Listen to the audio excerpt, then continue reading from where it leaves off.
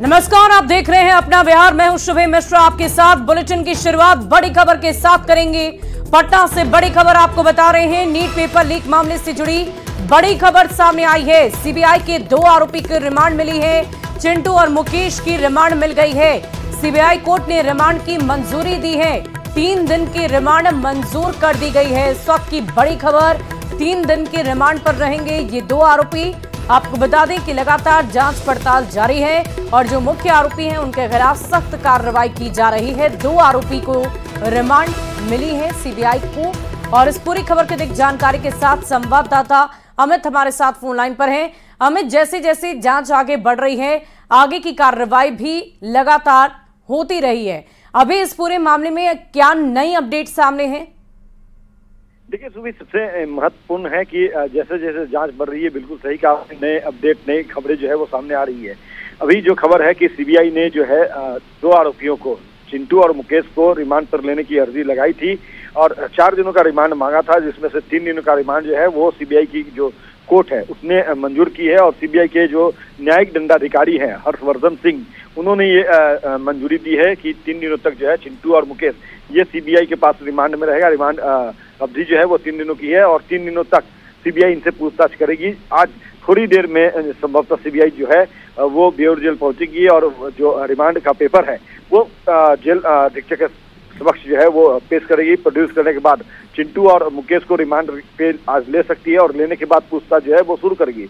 लेकिन हमारे सोर्स ये भी बता रहे हैं कि जो 3 दिनों का जो रिमांड अवधि है, इस दौरान जो राज उगलेगा, क्योंकि लंबी सवालों की फहरिस्त जो है वो सीबीआई ने ऑलरेडी पहले से तैयार कर रखी है। जो पूछताछ ईओयू ने किया था उससे मिलता जुलता सवाल जो है वो सीबीआई ने भी तैयार किया है। और सीबीआई और ईओयू के जो अधिकारियों ने मीटिंग की थी, लगभग 8 घंटे की इनकी मीटिंग हुई थी परसों। उस मीटिंग में जो बातें जो है ईओयू के अधिकारियों ने बताया, उसके आधार पर ये क्वेश्चनर तैयार किया गया। तो जब चिंटू और मुकेश को लेकर के रिमांड पे सीबीआई के अधिकारी सीबीआई कार्यालय पहुंचेंगे तो बंद कमरे में, अलग अलग कमरों में दोनों को बैठा करके पहले पूछताछ किया जाएगा, फिर दोनों को एक साथ बैठा कर पूछताछ किया जाएगा।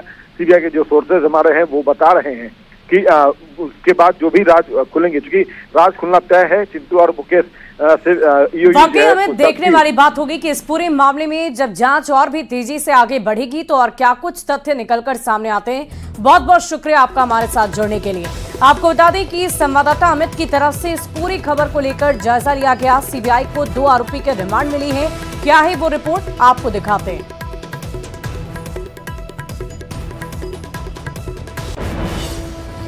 नीट पेपर लीक मामले में सीबीआई ने अर्जी लगाया था। आवेदन जो है वो रिमांड को लेकर के दायर किया था, जिस पर कोर्ट में सुनवाई की गई। सीबीआई के वकील ने जो है कोर्ट में अपना आर्गुमेंट रखा, जिस पर सुनने के बाद जो सीबीआई के दंडाधिकारी हैं उन्होंने, हर्षवर्धन सिंह ने जो है वो निर्णय लिया और 2 एक अभियुक्त को जो है वो रिमांड मंजूर किया है, जिसमें से एक चिंटू है, दूसरा मुकेश है। इन दोनों को सीबीआई जो है आज शाम ही जो है वो रिमांड पर ले लेगी और लेकर के जो पूछताछ है वो करेगी। हालांकि ये रिमांड की अवधि कितने दिनों की है, कितने समय की है, ये भी जो हमारे सोर्स है सीबीआई के, उनके तरफ से साफ नहीं किया गया है। लेकिन ये जानकारी जो है वो न्यूज़ 18 आपको दे रहा है कि सीबीआई जो है वो रिमांड अर्जी लगाई थी और सीबीआई के जो वकील हैं उनके तरफ से रिमांड को लेकर के पक्ष भी रखा गया था। और उस पक्ष को सुनने के बाद जो है सीबीआई के जो न्यायिक दंडाधिकारी हैं हर्षवर्धन सिंह, उन्होंने ये अर्जी को मंजूर किया और फिर ये 2 अभियुक्त चिंटू और मुकेश को जो है वो रिमांड दिया है। इसके बाद अन्य जो अभियुक्त हैं उनको भी जो है वो सीबीआई जो है वो रिमांड पर लेगी और अलग अलग जो है वो रिमांड पर लिया जाएगा, अलग अलग पूछताछ किया जाएगा और पूछताछ के बाद जो है वो तमाम जो बातें हैं वो सामने आएगी। लेकिन सबसे अहम बात है कि ये पूरा मामला जो है वो सीबीआई उसमें जो है तेजी से अनुसंधान करने लगी है। कल ही जो है वो 3 ठिकानों पर जो है सीबीआई के अधिकारी गए थे और वहाँ जाकर के पूछताछ किया था लोगों से, जिसमें एक जो स्कूल है जहाँ पर ये बच्चों को लाया गया था, प्रश्न पत्र रटवाया गया था, उसके संदर्भ में बताया गया था। ईओयू के जो रिपोर्ट थी, अनुसंधान थी, उसमें भी ये बातें सामने आई थी। और अब जाकर के यहाँ देखिए ये सीबीआई का मुख्यालय है जहाँ पे लोगों को लाया जाएगा, दोनों अभियुक्त को लाया जाएगा। चिंटू और जो मुकेश है उससे यहाँ ला करके पूछताछ जो है सीबीआई के अधिकारी करेंगे और पूरे मामले में कह सकते हैं कि नई खुलासे होने के जो आसार है वो सामने नजर आ रहे हैं। और कहीं न कहीं कह सकते हैं कि जो 20 अभियुक्त जो हैं अब तक गिरफ्तार किए गए हैं उसके अलग अलग उन लोगों से जो है वो पूछताछ करेगी सीबीआई। लेकिन सबसे महत्वपूर्ण बात यह है कि अभी भी संजीव जो है वो फरार है और वो कहाँ है ये किसी को पता नहीं है। हालांकि यू अभी भी अपने स्तर से संजीव को पता उसके ठिकाने को लगाने में जुटी हुई है और सीबीआई के जो अधिकारी हैं वो भी चाहते हैं कि जल्द से जल्द जो है संजीव गिरफ्तार हो जाए और उसके लिए तमाम जो ठिकाने हैं वहाँ पे सीबीआई के अधिकारी जो है वो जा रहे हैं, अपने स्तर से भी छानबीन कर रहे हैं, पूछताछ कर रहे हैं। तो कुल मिलाकर कह सकते हैं कि सीबीआई ने जो रिमांड मांगा था उसमें से 2 अभियुक्त जो हैं चिंटू और मुकेश वो सीबीआई को रिमांड पर मिल गई है। और आज शाम ही जो है सीबीआई के अधिकारी चिंटू और मुकेश को बेउर जेल से लेकर के पहुँचेंगे सीबीआई कार्यालय और यहाँ आकर के पूछताछ करेंगे। पूछताछ में क्या कुछ नई बातें सामने आती है, क्या कुछ खुलासा जो है ये दोनों अभियुक्त करते हैं, ये देखना सबसे महत्वपूर्ण होगा। अमित कुमार, न्यूज़ 18 पटना। और बिहार पीएचईडी का बड़ा एक्शन देखने को मिला। पीएचईडी मंत्री नीरज कुमार बबलू का एक्शन, महागठबंधन के समय के टेंडर रद्द कर दिए गए। महागठबंधन में ललित यादव पीएचईडी मंत्री थे। 800 करोड़ रुपए से ज्यादा के टेंडर रद्द कर दिए गए हैं। टेंडर में कई खामियां पाई गई और जल्द सभी टेंडर की दोबारा जांच होने की खबर है। 6 महीने के अंदर सारे काम पूरे कराए जाएंगे और गड़बड़ी करने वालों पर सख्त एक्शन लिया जाएगा। 826 करोड़ के 350 टेंडरों को रद्द कर दिया गया है। टेंडर में कई तरह की गड़बड़ियां थी, बहुत सारे चीज छूटे हुए थे। इसको एक तरह से आप कहिए हम लोग रिवाइज भी करने जा रहे हैं। जो माननीय मुख्यमंत्री जी का सपना है कि हर घर शुद्ध नल का जल पहुंचे, उनके सपने को पूरा करने का संकल्प हमारा है। तो हम लोग लगे हुए हैं लगातार कि जहां भी कमी है, जहां भी जो गड़बड़ी है उसको दुरुस्त करें। बहुत सारा काम पेंडिंग था, टेंडर अच्छे तरीके से निकला नहीं था और टेंडर में छोटी मोटी गड़बड़ियां हुआ करती है। उन तमाम गड़बड़ियों को दूर करते हुए हम इसको फ्रेश टेंडर बहुत जल्दी निकाल रहे हैं और 6 महीने के अंदर हम लोग चाहेंगे कि नल जल की व्यवस्था दुरुस्त हो, इसी के लिए फ्रेश टेंडर निकाला जा रहा है। और महागठबंधन के समय के टेंडर रद्द होने पर पूर्व पीएचईडी मंत्री ललित कुमार यादव ने बड़ा बयान दे दिया है। ललित यादव ने कहा है कि टेंडर को रद्द करने में मंत्री की कोई भूमिका नहीं होती है। ये लोग जानबूझकर अपना चेहरा चमका रहे हैं। ये टेंडर पहले ही रद्द हो चुका था। नल जल योजना में कोई गड़बड़ी हुई ही नहीं है। हम लोगों ने सिर्फ टेंडर पास किया था, काम शुरू हुआ ही नहीं था। 5 लाख का भी काम नहीं हुआ तो फिर गड़बड़ी कहां से हुई? हमारी सरकार में कोई काम उस समय हुआ ही नहीं था, फिर गड़बड़ी का जिक्र कैसे हुआ? ललित यादव ने इस पूरे मामले की सीबीआई जांच कराने की मांग की है। ललित यादव जी, ललित जी, पहले आपने ये टेंडर पास कराया था जब महागठबंधन की सरकार थी, कमियों की बात कही जा रही है, टेंडर रद्द कर दिया गया है। नहीं, आप तो इसको समझ लीजिए, जो ये नल जल योजना राज्य सरकार का बहुत महत्वपूर्ण योजना था और विभाग में टेंडर तो विभाग के विभागीय लोग करते हैं, इसमें मंत्री लोगों की कोई भूमिका नहीं होती विभागीय टेंडर में। जहां तक सवाल है कि टेंडर हुआ था तो कोई आप नई बात नहीं कर रहे हैं। अब भाजपा वाले लोग को मंत्री को ढोल पीटने का आदत है, तो विजय सिन्हा उसी समय में उसको रद्द कर दिया था।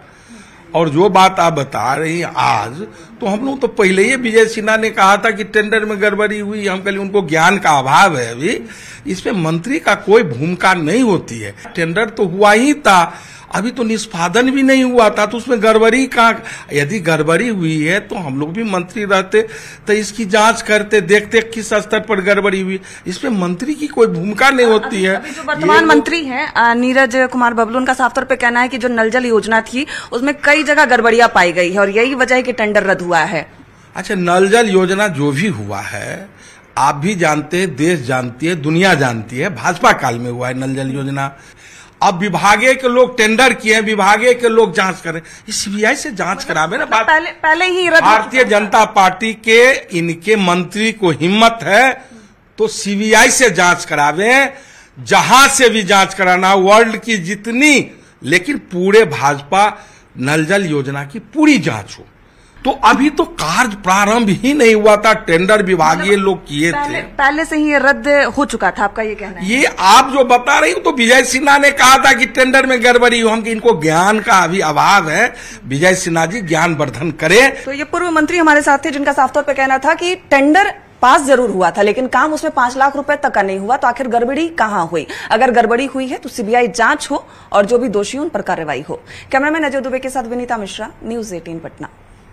और इधर महागठबंधन सरकार के 826 करोड़ के 350 टेंडर रद्द किए जाने का बीजेपी ने समर्थन कर दिया है। बीजेपी ने कहा कि आरजेडी की संस्कृति ही लूट की रही है और इसीलिए सरकार ने जांच कर ठेके को रद्द कर दिया है। आगे भी जांच जारी रहेगी। कहा जाता है कि जल ही जीवन है, लेकिन लूट की प्रवृत्ति तो राजद की संस्कृति और संस्कार में है। ये राजद के भ्रष्टाचारी लोग महागठबंधन की 17 माह की सरकार में जल के बहाने लोगों के जीवन से खेलने से भी नहीं चुके। इस दौरान ग्रामीण जलापूर्ति से जुड़े 826 करोड़ के 350 ठेकों के आवंटन में उचित प्रक्रिया का पालन नहीं करने के कारण हमारी सरकार ने इसे रद्द करने का फैसला किया है। शेष सभी ठेकों की जांच की जा रही है। और राजधानी पटना में आज जिला परिषद अध्यक्ष का चुनाव होना है। इस बार भी कुमारी स्तुति और अंजू देवी आमने सामने हैं, लेकिन चुनाव से पहले आरजेडी प्रवक्ता शक्ति यादव पर गंभीर आरोप लगे हैं। शक्ति यादव के खिलाफ सचिवालय थाने में लिखित आवेदन दर्ज कराई गई है, जिसमें अपहरण का आरोप भी लगाया गया है। नवनीत हिमांशु ने यह आवेदन दिया है। विधायक रेखा देवी को भी इसमें आरोपी बनाया गया। नवनीत ने शक्ति यादव पर अपहरण कर जाने से मारने की धमकी देने तक का भी आरोप लगाया। फिलहाल पुलिस इस पूरे मामले की तहकीकात में जुटी हुई है। जिन लोगों ने शिकायत दर्ज की है उनसे मेरा कोई वास्ता दूर दूर तक नहीं है। ना कभी हम चेहरे से, ना भी कोई बात हमारी कभी हुई है, ना हमको पटना जिला के जिला परिषद के चुनाव से कोई लेना देना है। पता नहीं किन लोगों ने किस रंजिश में, किस रूप में शिकायतें दर्ज की है। ये तो प्रतिष्ठा का हनन है ना। हम तो मनहानि का करेंगे मुकदमा, दुर्भाग्यपूर्ण है ना। पटना जिला का जिला परिषद में क्या हो रहा है उससे हमें क्या लेना देना। ना हमारे पार्टी से कोई मतलब है, ना पार्टी का लेना देना रहता है। बाबत भी अगर इस तरह की शिकायत दर्ज की गई है तो इसकी तो जांच होनी चाहिए, और जो मिथ्या आरोप लगाए हैं उनकी भी जांच होनी चाहिए। और शक्ति यादव ने आरोप से इनकार करते हुए कहा है कि जिन लोगों ने आरोप लगाया है उसे पहचानते तक नहीं। साथ ही शक्ति यादव ने मानहानि का दावा करने की भी बात कर दी। आरजेडी प्रवक्ता पर अपहरण का आरोप लगने के बाद बीजेपी ने हमला बोला है। बीजेपी ने कहा कि आरजेडी एक दल नहीं, अपराधियों का जमावड़ा है।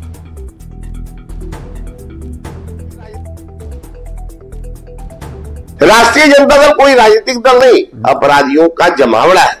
यहाँ अर्श से लेकर फर्श तक जितने नेता हैं सभी के हाथ अपराध से रंगे हैं।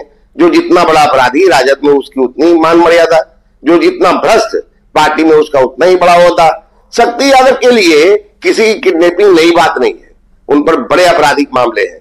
उन पर जिला परिषद के अध्यक्ष के चुनाव के पहले जिला परिषद सदस्य की किडनैपिंग का आरोप लगा है। शक्ति यादव जीवन भर ऐसे ही कार्यों के लिए अपनी शक्ति का प्रयोग करते रहे। राजद का शीर्ष नेतृत्व ने ऐसे ही आपराधिक कार्यों के लिए इन जैसों को पार्टी में रखा है। जिन लोगों ने शिकायत दर्ज की है उनसे मेरा कोई वास्ता दूर दूर तक नहीं है। ना कभी हम चेहरे से, ना भी कोई बात हमारी कभी हुई है, ना हमको पटना जिला के जिला परिषद के चुनाव से कोई लेना देना है। पता नहीं किन लोगों ने किस रंजिश में, किस रूप में शिकायतें दर्ज की है। ये तो प्रतिष्ठा का हनन है ना। हम तो मनहानि का करेंगे मुकदमा। और ओम बिरला दूसरी बार लोकसभा स्पीकर बनाए गए हैं। संसद में ध्वनि मत से ओम बिरला लोकसभा अध्यक्ष चुने गए और इसके साथ ही लगातार दूसरी बार लोकसभा अध्यक्ष बनने पर ओम बिरला के नाम एक नया रिकॉर्ड जुड़ गया है। वो देश के दूसरे ऐसा नेता बन गए हैं जो लगातार 5 साल स्पीकर रहने के बाद दूसरी बार स्पीकर बने हैं। लगातार 2 बार चुने जाने और कार्यकाल पूरा करने वाले बलराम जाखड़ एकमात्र लोकसभा अध्यक्ष रहे हैं। प्रधानमंत्री नरेंद्र मोदी ने अध्यक्ष पद के लिए ओम बिरला के नाम का प्रस्ताव रखा था, जिसका रक्षा मंत्री राजनाथ सिंह ने अनुमोदन किया। इस प्रस्ताव को प्रोटेम स्पीकर भर्तृहरि महताब ने सदन में मतदान के लिए रखा और इसे सदन ने ध्वनि मत से मंजूरी दे दी। इसके बाद प्रोटेम स्पीकर भर्तृहरि महताब ने बिरला को लोकसभा अध्यक्ष चुने जाने की घोषणा की ओम बिरला का ताल्लुक राजस्थान के कोटा से है। उन्होंने कोटा लोकसभा सीट से तीसरी बार लोकसभा का चुनाव जीता है। बीजेपी से बागी होकर कांग्रेस में शामिल हुए पूर्व विधायक प्रहलाद गुंजन को शिकस्त देकर वो लगातार तीसरी बार संसद पहुंचे।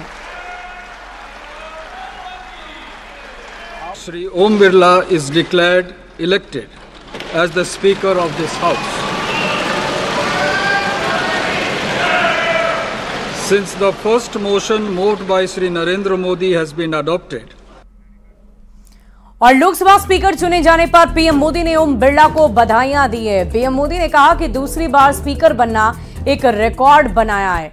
ओम बिरला जीत कर आए और उन्होंने इतिहास बना डाला। पीएम मोदी ने कहा कि सांसद के तौर पर भी आपसे बहुत कुछ सीखने की जरूरत है। आप नए प्रतिमान और कीर्तिमान गढ़ते आए हैं। पीएम मोदी ने कहा कि ओम बिरला की अध्यक्षता में 17वीं लोकसभा का स्वर्णिम काल रहा। उन्होंने खेलों में युवाओं को प्रोत्साहित किया। कोटा में मेडिकल क्षेत्र में बहुत ही अच्छा काम किया है। आदरणीय अध्यक्ष महोदय, ये सदन का सौभाग्य है कि आप दूसरी बार इस आसन पर विराजमान हो रहे हैं। आपको और इस पूरे सदन को मेरी तरफ से मैं बहुत बहुत बधाई देता हूं। 18वीं लोकसभा में स्पीकर का कार्यभार दूसरी बार संभालना, ये अपने आप में एक बड़ा नया रिकॉर्ड बनते हम देख रहे हैं। श्री बलराम जाखड़ जी वो पहले ऐसे अध्यक्ष थे जिन्होंने 5 साल कार्यकाल पूरा करके फिर दोबारा उनको स्पीकर बनने का अवसर मिला था। उसके बाद आप हैं जिन्हें 5 साल पूर्ण करने के बाद दोबारा इस पद पर आसीन होने का अवसर मिला। गत 20 साल का एक ऐसा कालखंड रहा है कि ज्यादातर स्पीकर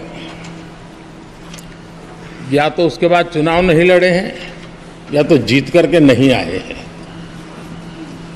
आप समझ सकते हैं कि स्पीकर का काम कितना कठिन है कि उसके लिए दोबारा जीतना मुश्किल हो जाता है, लेकिन आप जीत करके आए हैं, इसके लिए एक नया इतिहास आपने गढ़ा।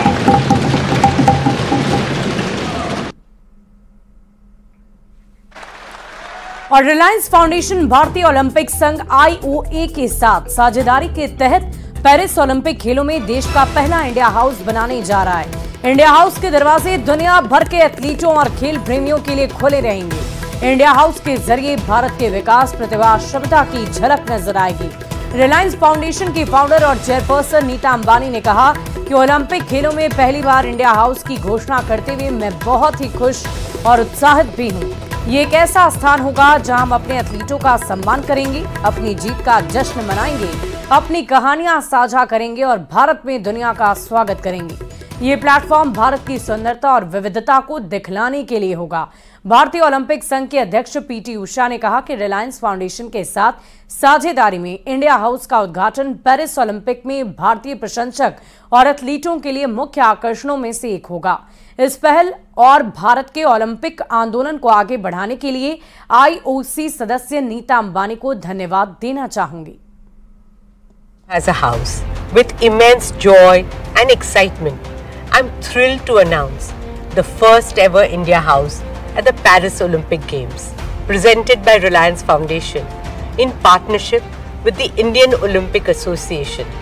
The India House is a space where we honor our athletes, celebrate our wins, share our stories, and welcome the world to India. It's a platform to showcase the beauty, depth, and diversity of India to the world.